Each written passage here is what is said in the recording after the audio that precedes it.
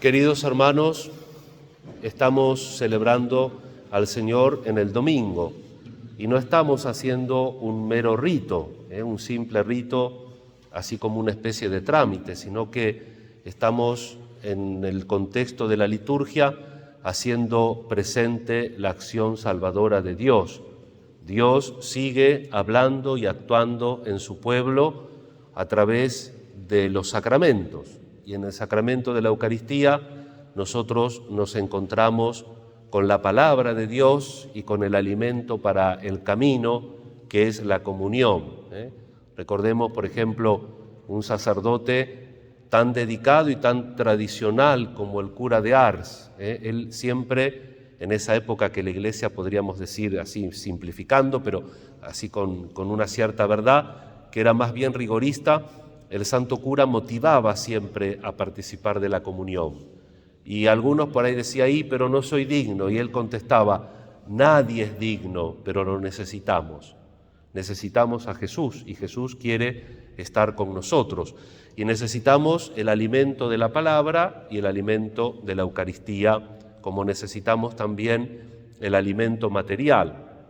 Y el alimento de la palabra tiene básicamente la función humana de la comunicación. Por eso este Evangelio que hemos proclamado está muy en relación con la teología y la liturgia, con el bautismo. De hecho, en el ritual del bautismo entró el efetá. Antiguamente, en el rito anterior al concilio, el sacerdote, a mí me pareció un poco cochino, pero el sacerdote se tocaba la saliva y le ponía al chiquito. Igual, pobre, los torturaban a los chicos, porque en el rito anterior también le ponían sal. O sea, después, ¿cómo queremos que los chicos vayan a la iglesia si el primer día los torturamos? Así no hay quien venga.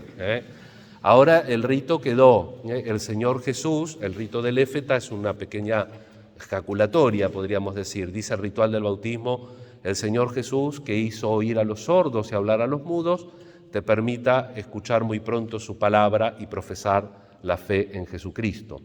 Este milagro de Jesús que hace hablar a un mudo, en realidad en griego dice, la expresión en griego es mogilalos. Mogilalos, diríamos nosotros en nuestro castellano argentino, es tartamudo, era un tartamudo. Pero es muy significativo, muy fuerte el texto, porque Jesús utiliza el lenguaje común. Siempre que en el Evangelio encontramos una palabra que no se traduce, es por algo. Después aparece algún cranioteca, caja de cráneo, que dice, no, encuentra otro, entonces sustituyen el amén por el credo. Es un empobrecimiento, porque si la palabra de Dios, que es tan sagrada para la Iglesia, conservó en las diversas traducciones el original del lenguaje que hablaba el pueblo, porque el arameo era la versión del hebreo que hablaba el pueblo, es por algo. Si en las traducciones de todos los idiomas, a través de los siglos, se fue conservando estas formas, es por algo. Por ejemplo, en la crucifixión, Elí, Elí, lema sabactani, Dios mío, ¿por qué me has abandonado? El amén, el aleluya, son expresiones que se han conservado del lenguaje de la época. Talitá cum, esta, efatá o éfeta, como podemos decir en castellano. Es un imperativo. Evidentemente que Jesús no le dice ni a la lengua ni a los oídos, ábrete, porque el imperativo se le dice a la persona. Entonces Jesús, cuando toca a este tartamudo, le dice, ábrete. Y si la persona se abre, como pasó en este caso, se le desatan los oídos y se le desata la lengua. Solo podemos hablar bien si escuchamos. Para poder hablar, y está en relación, no hace falta que lo explique, ustedes saben que si alguien nace sordo, podrá hablar, pero va a tener dificultades, porque están unidos. Y así también la escucha de la palabra de Dios, quiere Dios que nosotros participemos. Por eso Dios nos habla. ¿Qué pasa si uno le habla a otro? ¿Qué se espera? Que responda. Muchas veces nosotros no estamos dispuestos a ese diálogo con el Señor que nos da a través de su palabra, porque a veces también nosotros no estamos acostumbrados a dialogar entre nosotros. Yo viajo, nunca tuve coche y entonces viajo siempre en transporte público. Les confieso que hace unos años usaba mucho el remis y esas cosas. Ahora no, porque está caro. Cuando realmente no queda otra, ahí lo uso. Pero más o menos todos mis circuitos los tengo súper controlados y puedo presumir de una aceptable puntualidad también con el transporte público, que no es menor. Y entonces, ¿qué hago? Y hago varias cosas. Por ejemplo, en el celular tengo los 4 misterios del Rosario con el Papa Benedicto, así que él los dice y yo se los contesto, en la grabación, obviamente, si toca. Tengo esa aplicación, no sé si estoy haciendo un acto comercial, me disculpan ustedes, tengo esa aplicación Duolingo, entonces practico algunos idiomas, juego un poco para incorporar palabras con algunos idiomas. Y si no, escucho lo que habla la gente. Y saben las sorpresas que me llevo, porque la gente no se escucha. A veces yo voy un viajecito de 1 hora de mi parroquia al obispado donde trabajo, un par de veces por semana, o tengo que ir a la capital, podría ser un trayecto más corto en 2 o 3 colectivos, pero vieron que a veces uno está más vago y toma uno que dura más, entonces tengo tiempo para todo y escucho, ¿no? Escucho a uno, a otro, y a veces me sorprendo porque la gente está diciendo lo mismo y es como que se contradicen, porque no se están escuchando. Es peor, a veces hay gente que habla, y vos ves que el otro le quiere decir algo y no lo dejan. O sea que no es un problema religioso, es un problema antropológico.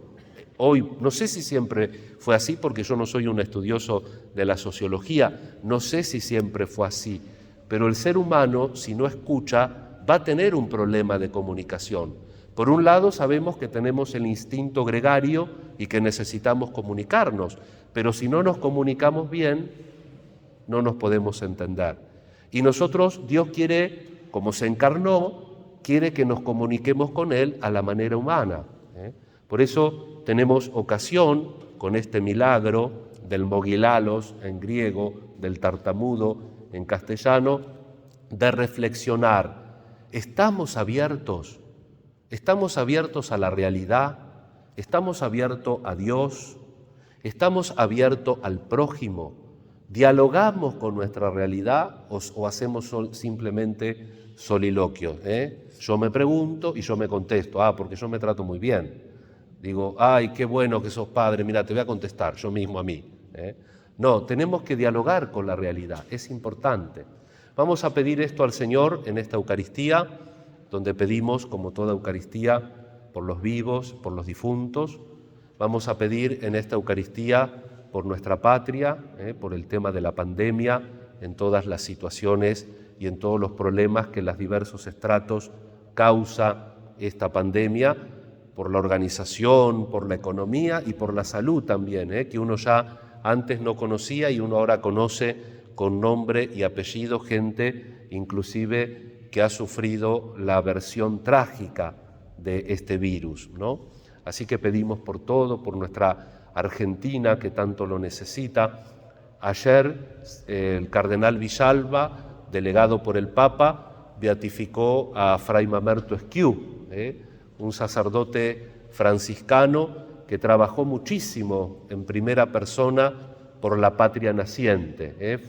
A veces, resumiendo demasiado, se lo pone como un constitucionalista ultranza, porque a pesar de que la Constitución de 1853 estaba inficionada por el liberalismo anticatólico, él dijo, bueno, algo tenemos que comenzar, alguna obediencia tenemos que tener, vamos para adelante.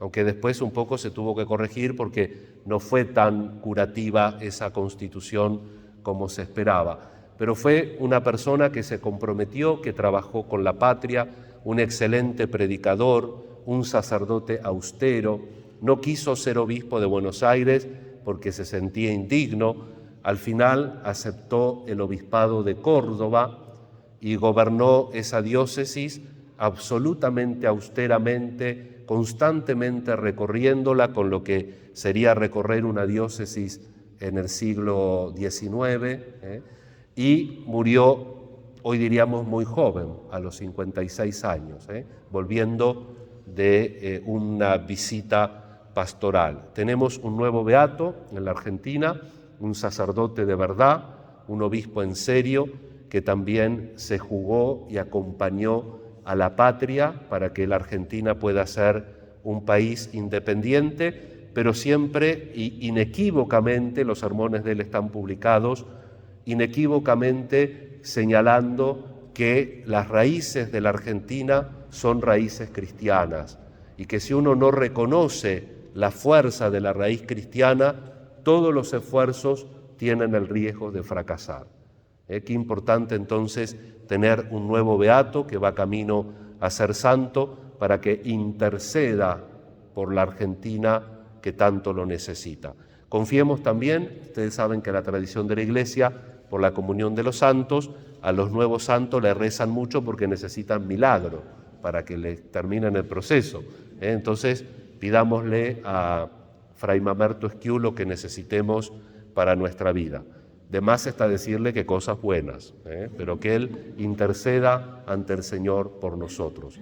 Ponemos en el altar todas nuestras necesidades, todas nuestras intenciones y de verdad tratemos de escucharnos a nosotros. Reconozcamos si tenemos algo que nos pase y que tenemos que enfrentar. Qué duro es el camino de la conversión cuando uno se cree que no necesita convertirse. No se puede corregir lo que no aceptamos. Entonces, primero dialoguemos con nosotros, a ver si yo tengo que poner sobre la mesa algo que tengo que sí o sí tratar para mejorar yo y para que mejore mi entorno.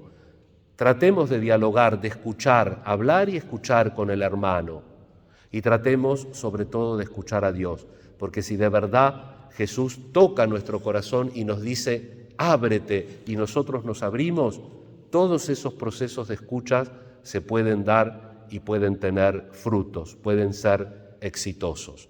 Le pedimos al Señor que nos bendiga en este domingo y que nos acerque cada vez más a los sentimientos de su corazón. Que así sea.